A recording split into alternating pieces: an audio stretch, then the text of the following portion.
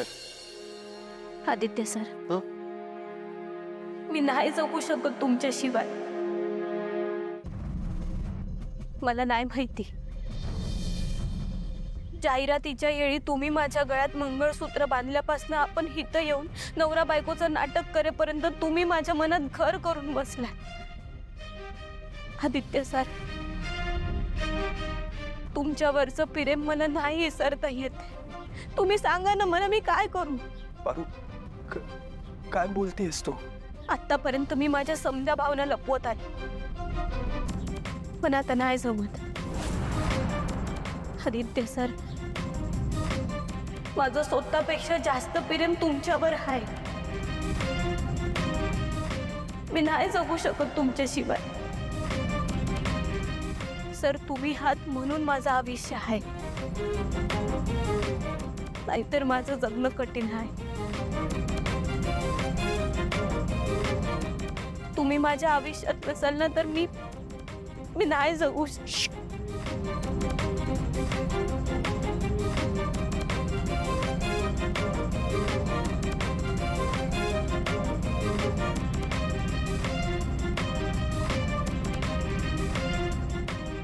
एक गोष्ट सांगू, माझं तुझ्यावर तुझ्यापेक्षा खूप जास्त प्रेम आहे. काय? आदित्य सर, तुमचं खरंच माझ्यावर प्रेम आहे? खरंच पारू, माझं तुझ्यावर खूप प्रेम आहे.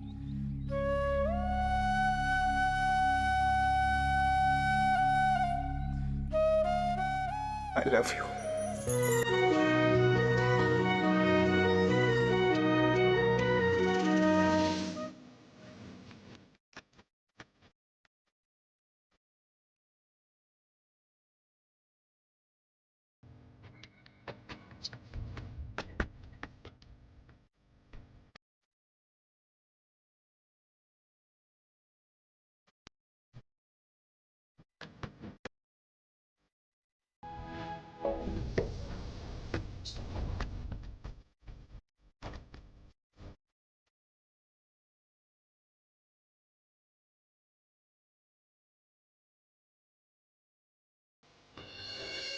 मला समजा आयुष्य तुमच्यासोबत घालवं हीच इच्छा होती माझी, आणि ही इच्छा एवढं लवकर पुरी होईल असं मला नव्हतं वाटलं. पारू, मला नेमकं वाटलं की तू माझ्या आयुष्यात देशील आणि माझीच होशील.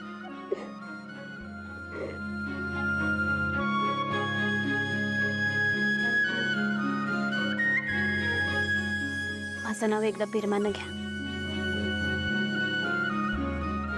पारू, आता मोठ्यानं वरडून बोला.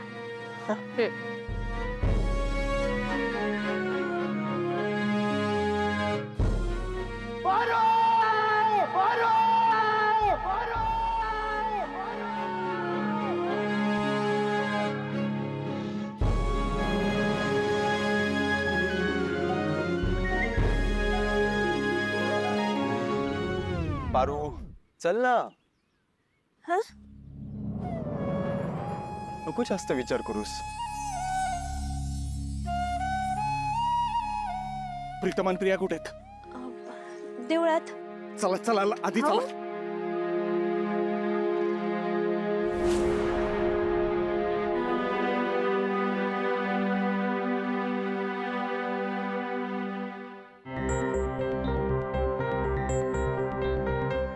प्रिया, तुम्ही दोघांनी निघा इथनं.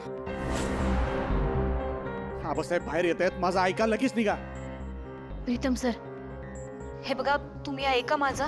प्रिया मॅडमला इथनं आत्ताच्या आत्ता घेऊन जा. निघा इथनं.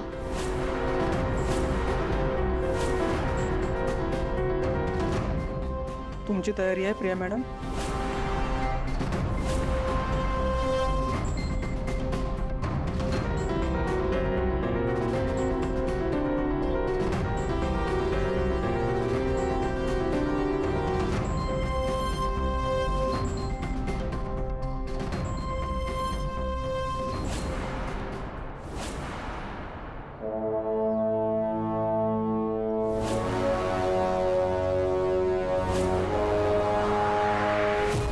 कुठे आहे माझी मुलगी? बोला, कुठे लपवून ठेवले तिला? आणि तो नंदी कुठे गेला? खाल्ल्या ताटात शेण कालवणारी माणसं आहात तुम्ही. बोला, कुठे आहे माझी मुलगी? आबासाहेब तुम्ही आधी शांत व्हा. आम्हाला जे काय बी बोलायचंय ना ते तुम्ही शांत डोक्यानं ऐकून घ्या. काय शांत डोक्यानं ऐकायचं?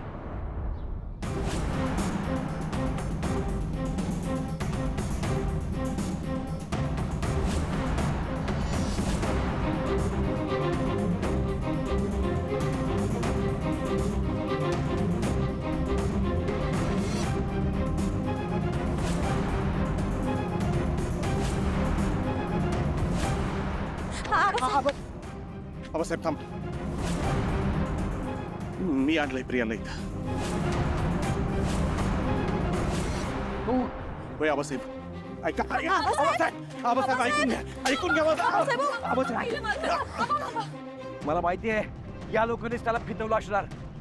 तुला जबरदस्तीने पळवून आणलं नाही ते. आज मी या लोकांना सोडत नाही. मला इथे कोणीच फसवून आणलेलं नाहीये. मी इथे स्वतःच्या मर्जीने आली. काय? स्वतःच्या मर्जीने? म्हणजे माझ्या पोटच्या मुलीनंच मला फसवलंय, ते सुद्धा परक्यांच्या नादी लागून? आबासाहेब, आम्हाला तुम्हाला फसवायचं नव्हतं. आणि तसंही तुम्ही प्रीतम आणि प्रियाचा साखरपुडा करणारच होता ना. मग साखरपुडा झाल्यावर आम्ही सांगितलं असतं तर मग काय केलं असतं? आबासाहेब, आम्हाला तुम्हाला फसवायचं नव्हतं, कारण आमच्या आई वडिलांनी तसे संस्कार केलेत आमच्या. ए, तुझ्या आई वडिलांचे संस्कार मला नको सांगूस. तू तर त्यांच्याही पुढे निघालायस, हे कळतंय का तुला? तुम्ही माझ्या घरात शिरलात, माझं मन जिंकलं आणि माझ्या मुलीला फसवण्याचा प्रयत्न केलाय. आबासाहेब तुम्ही आमचं एकदा ऐकून तरी घ्या ना. आमचं काय म्हणणं ते समजून तरी घ्या. आमचा इथं येण्यामागचा हेतू काय होता हे तरी तुम्ही जाणून घ्या. आणि समजा कळल्यावर जरी तुम्हाला वाटत असेल की आम्ही चुकीचे आहोत, तर तुम्ही सांगाल ते करायला आम्ही तयार आहोत. तुमच्या खोट्या कहाण्या ऐकायला आलो नाही मी इथे. ती अहिल्या नागिण होती आणि तिची ही पोरं ती सुद्धा तशीच आहेत. ती मला डसली, माझ्या घराला डसली, माझ्या विश्वासाला डसली, आणि ती काय संस्कार करणार यांच्यावर? तिनेच तुम्हाला पाठवलं की नाही? बोला. नाही आबासाहेब, नाही. तिला अजून माहिती नाही की आम्ही इथे आहोत. वाह, यालाच म्हणतात देवाचा न्याय. तिनं ज्या मुलासाठी, ज्या आयुष्यासाठी माझा विश्वासघात केला, आज तिचीच मुलं माझ्याकडे आलेली आहेत. तिला कल्पनाही नाहीये की ती मुलं माझ्याकडे नोकर म्हणून काम करतायत, आणि तिच्यासारखाच हात करून आज पळून चालली आहेत. अरे रक्तच बेईमान आहे तुमचं. आबासाहेब, मी आता माझ्या आई विरुद्ध एकही शब्द ऐकून घेणार नाही. मी विसरून जाईन तुम्ही प्रियाचे वडील आहात ते. मग माझ्या हातून जे होईल ना त्याला मी जबाबदार नाहीये.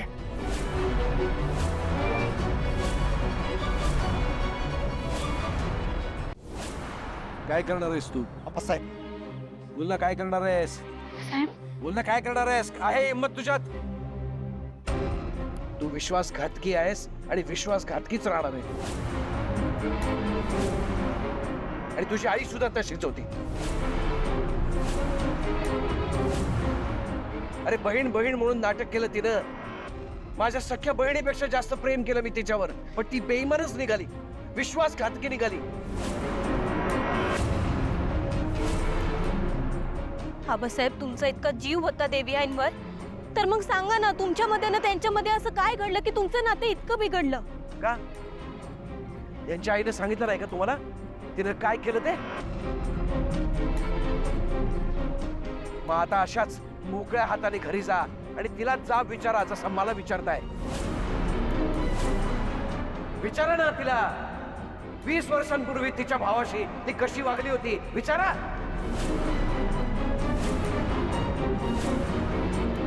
चल प्रिया. आबासाहेब थांबा. मी माझ्या आईला चांगलंच ओळखतो. ती असं अजिबात वागणार नाही ज्याने तिच्या भावाला त्रास होईल.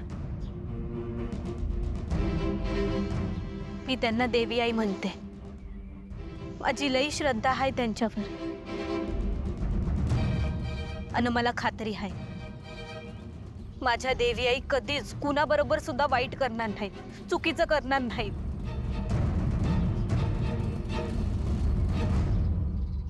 माझे आबा पण कधीच कोणाबद्दल खोटं नाही बोलणार.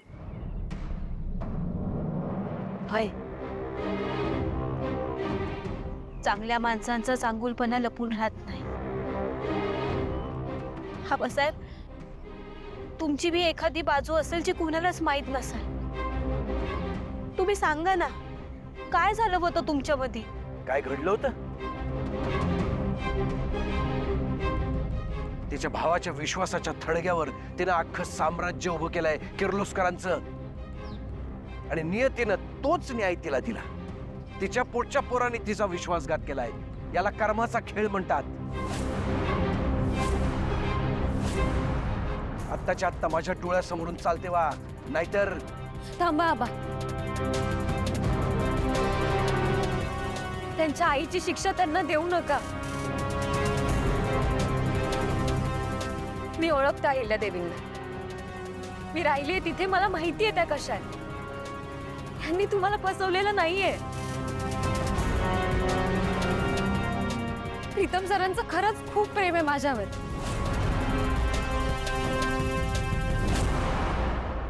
ते तुमची परवानगी घेण्यासाठी इथे आले, नोकर म्हणून राहिले, इतके कष्ट घेतले, तुमचं मन जिंकलं. इतका मोठा माणूस पण काय नाही केलं त्यांनी प्रेमासाठी. अबा, तुम्ही यांच्यावर संशय घेताय.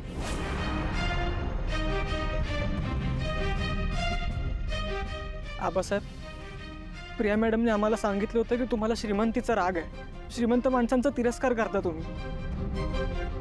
तुम्ही माझा स्वीकार करणं शक्यच नव्हतं, म्हणून आम्हाला हे असं काहीतरी करून यावं लागलं. आणि बरं, जेव्हा आम्ही ठरवलं तुम्हाला सगळं सांगायचं, तेव्हा आम्हाला तुमच्या आणि आईच्या नात्याबद्दल कळालं. मग आम्ही काय करणार होतो?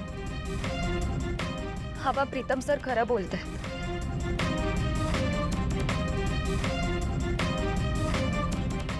आता तूही त्यांचीच भाषा बोलतेस. बरोबरच आहे, त्यांनी फितवलंय तुला.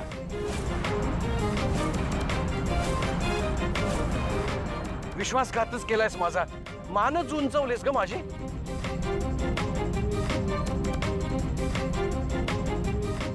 पण या पापी माणसांच्या घरी तुला सून म्हणून पाठवणार नाही मी. आबा, पापी नाहीयेत ते. प्रीतम सरांचं खरंच खूप प्रेम आहे माझ्यावर, म्हणून या सगळ्यांनी हे केलंय.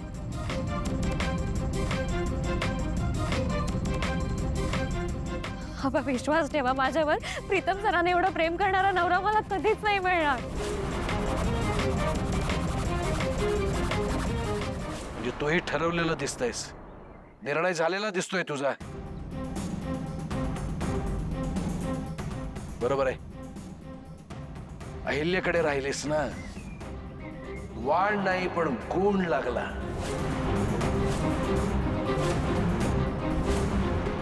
जा, खुशाल जा त्यांच्या सोबत, राहा त्यांच्याकडे.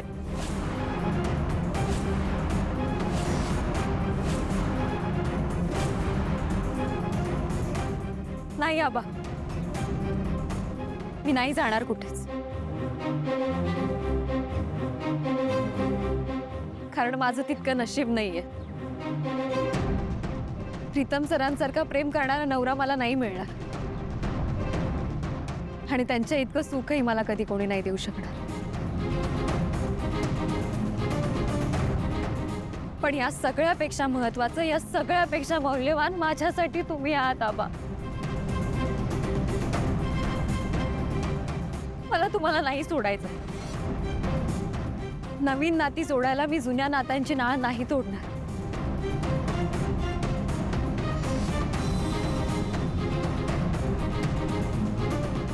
मी इथून जाईन तर तुमच्या परवानगीने, तुमच्या खुशीने, नाहीतर नाही जाणार. कारण सगळ्यांपेक्षा माझ्यासाठी तुम्ही महत्वाचे आहात.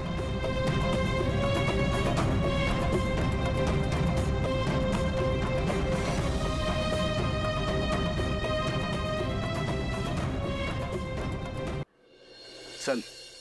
आबासाहेब, प्रिया मॅडमना आणि प्रीतम सरांना त्यांच्या प्रेमाची शिक्षा कशा पाहिजे? ते प्रेम करतात एकमेकांवर, त्यांना लगीन करायचं आहे. आबासाहेब,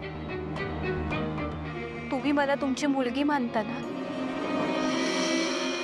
मग आज ही मुलगी तिच्या बापाकडे काहीतरी मागते असं समजा.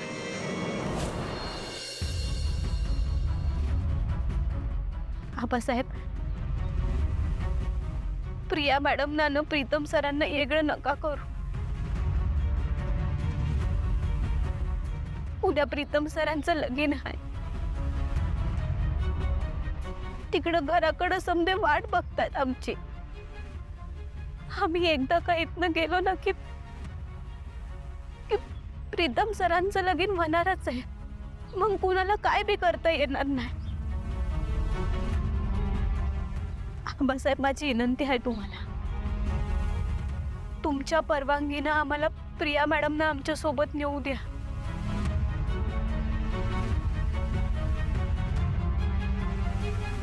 नाही पार्वती, काही झालं तरी मी त्या घरात माझ्या मुलीला परत कधीच पाठवणार नाही.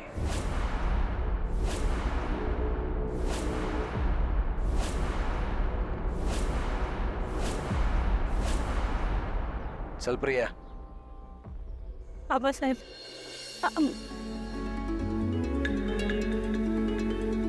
दूर दूर चालली आज माझी सावली. दूर दूर चालली आज माझी सावली. कशी सांजही उरी गोठली. उरलो हरलो दुःख झाले सोबती. उरलो हरलो दुःख झाले सोबती.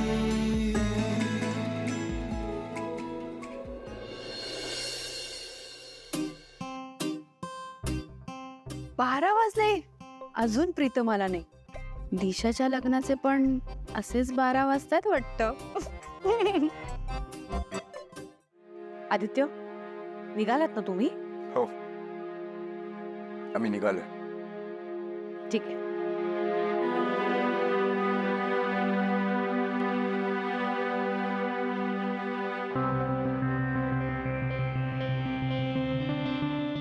निघाले.